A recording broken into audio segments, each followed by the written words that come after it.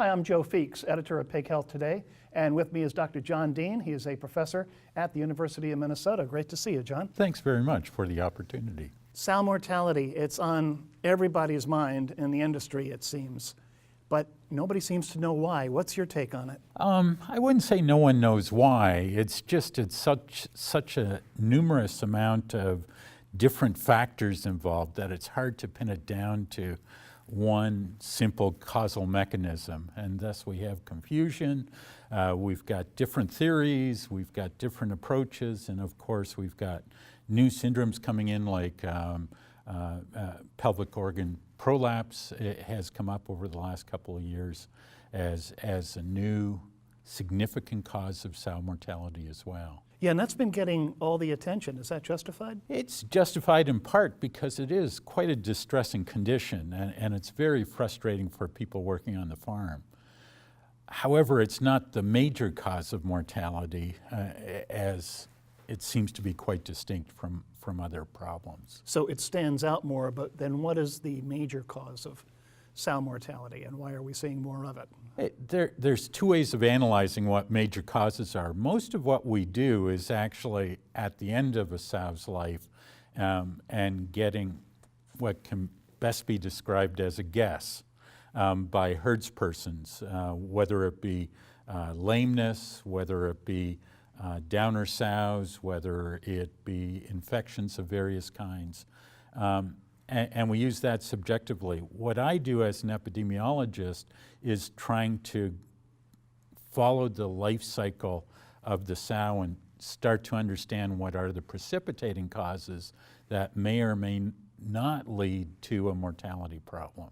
And what have you seen? A few things. Number one is that there's a combination of factors, especially in the farrowing crate, where sows stop eating.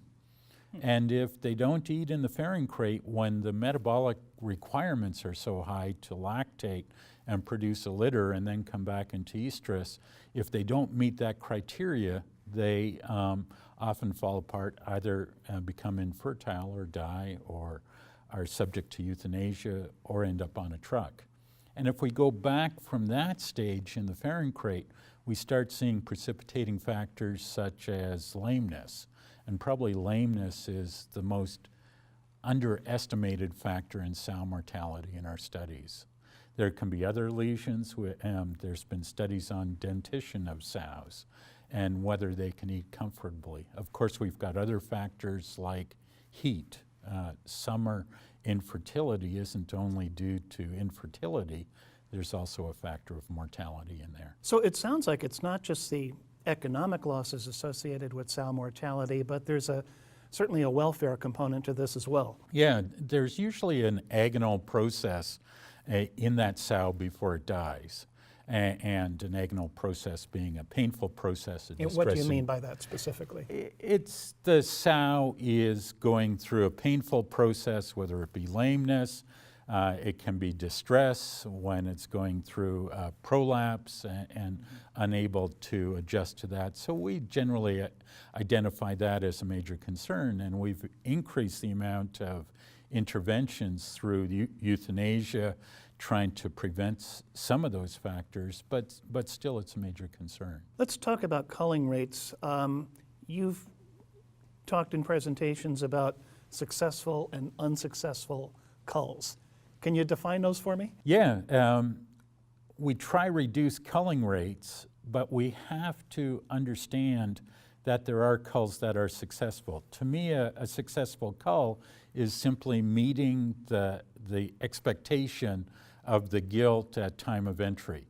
And it would be to produce, in most herds, 6 good litters and end up at the end of those 6 litters as being a healthy animal that gets onto the truck and gets a full value price for the cull sow. What's surprising is what a low proportion of our total gilts that we enter into the herd actually end up in that stage. It can be as low as 10–15% of our expectations. Now, you've also talked about prioritizing pathology.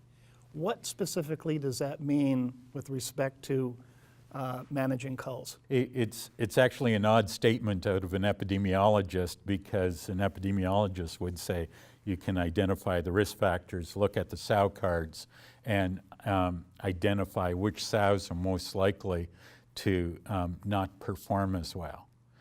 My argument is actually that these sows don't perform as well because of a pathology.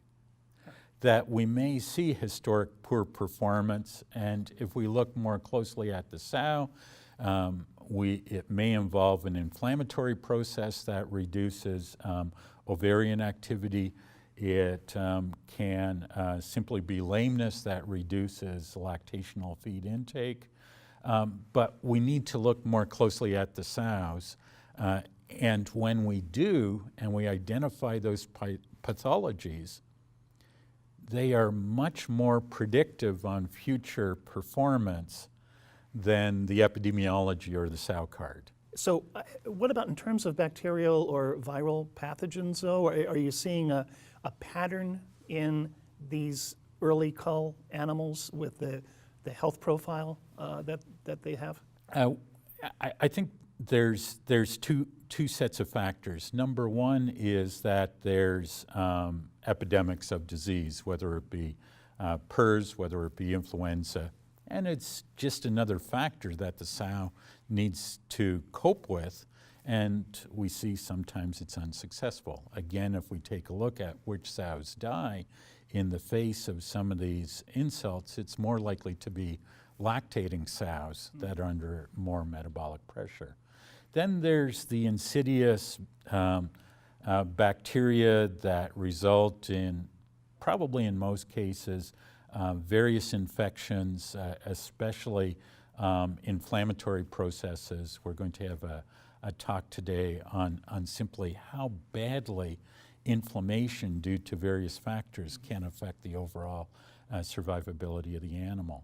And those factors, again, come back to a pathology, come back to a better understanding of what's going on in our sows. One example is, I've always spoken about using a flashlight in a sow herd and looking at parts of the sows, such as the claws. And we see an extraordinary number of claw lesions that often aren't measured. And behind those claw lesions are often an inflammatory process that results in a significant challenge for the sow. Are there things that we could be doing nutritionally to try to prevent some of these problems? When we say nutrition, I always divide it into what the feed is made up of and how much the sows eat. And we've had a little bit of success in some cases if we identify a deficiency in changing the formulation of diets, but not very much. Most of the time when I take a look at deficiencies, it's because the sows aren't eating enough.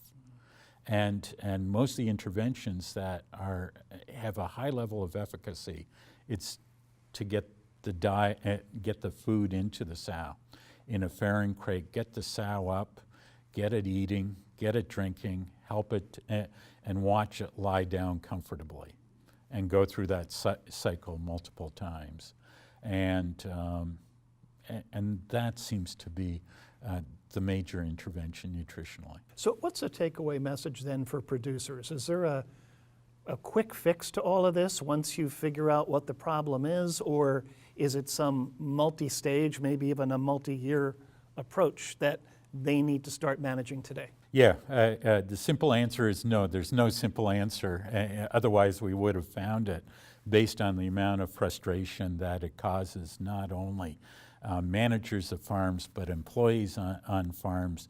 And we need to identify better interventions and understand our herds in more detail. Two things.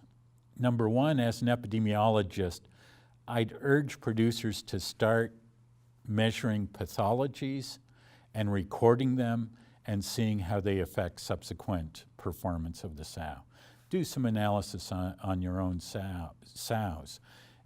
Everyone thinks that small litter size predicts small litter size. My argument would be there's something driving that small litter size that's common to both those events. And when we've studied lameness, when we've studied sow condition, especially skinny sows, we've seen that as a better predictor. So that's one factor. Understand your own herd in more detail. The second area is simply to understand the true cost of mortality and imagine what investments are justified.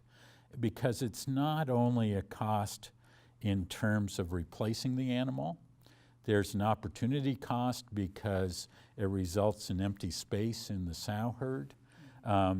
Often these sows that are producing litters that are affected not only end up dying, but before that point, they have progeny that have poor performance.